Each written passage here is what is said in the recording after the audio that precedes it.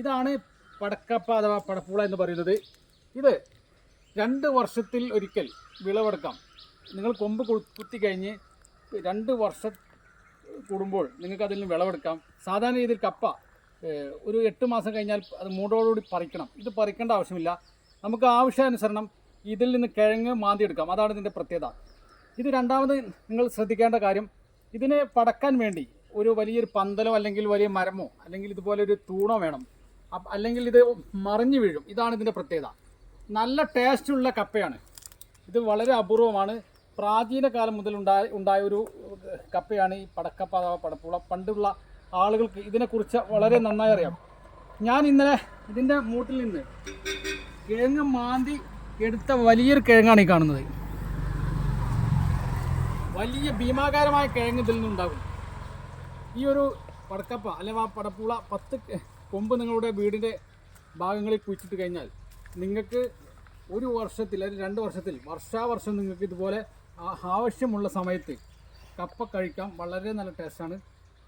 ഇത് കണ്ടാൽ വളരെ ചെറിയ നിസ്സാരമായൊരു കപ്പയാണ്, പക്ഷെ നല്ല പന്തലിച്ചുണ്ടാകും. അതാണ് ഇതിൻ്റെ പ്രത്യേകത. ഇതിന് താങ്ങ് കൊടുക്കാൻ ഒരു തൂണ് വേണം, അത്ര മാത്രമേ ഉള്ളൂ. വളം ചെയ്ത് കഴിഞ്ഞാൽ നന്നായി ഉണ്ടാകും. അതുകൊണ്ട് ഈ കപ്പ തന്നെ പല വെറൈറ്റി ഉണ്ട്. ബ്രസീലിൽ നിന്നാണ് ഈ കപ്പ നമ്മുടെ ഇന്ത്യയിലേക്ക് വന്നത്. അതുകൊണ്ട് കപ്പ നമുക്ക് ശരീരത്തിന് വളരെ ഗുണമുള്ള പോഷക സമൃദ്ധമായ ഒരു വിഭവമാണ്. പല തരത്തിൽ നമുക്ക് കപ്പ നമ്മുടെ ശരീരത്തിൽ നമുക്ക് വിഭവമാക്കി ഉപയോഗിക്കാം.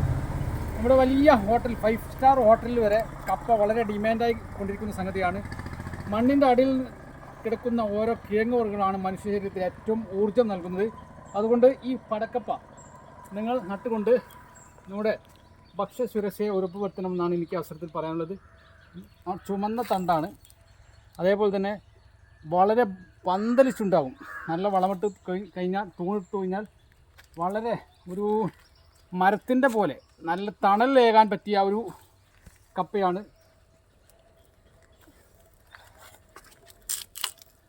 നല്ല അടിപൊളി നല്ല പൊടിയുള്ള കപ്പയാണ്. നല്ല ടേസ്റ്റാണ്. അതുകൊണ്ട് ഏത് കാലത്തും ഇത് ഉപയോഗിക്കാം. ഇതേപോലെ കിഴങ്ങുകൾ ചുറ്റും ഉണ്ടാവും. അപ്പോൾ കാണാത്ത ആളുകൾ ഇത് കാണേണ്ടതാണ്. ഓക്കെ.